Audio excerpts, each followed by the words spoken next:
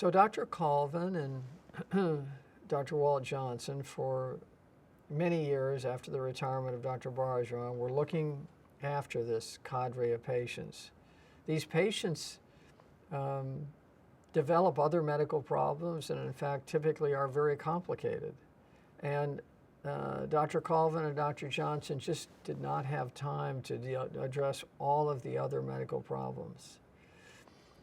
So that's coupled also with the fact that I was very interested in both adult and pediatric congenital heart disease, as was my father, as was Al Pacifico.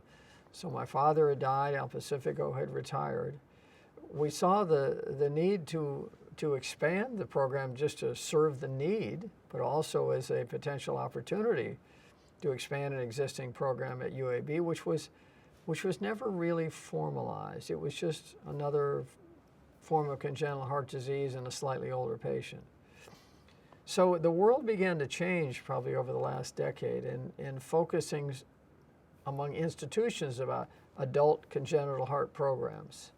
So Mark Cribbs was a young cardiologist who was boarded in adult and pediatric cardiology and expert in internal medicine as well.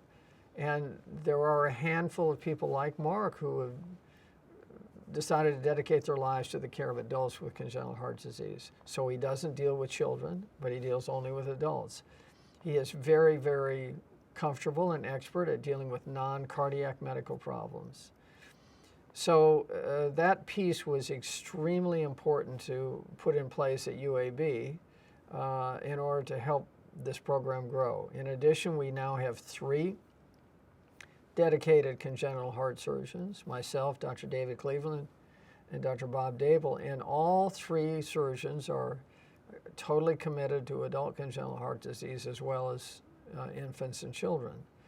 So that's the kind of substrate that is needed, and I think now UAB is poised to progressively increase the reputation that we already enjoy in adult congenital heart disease, increase the numbers, and make this really a very sizable program for UAB.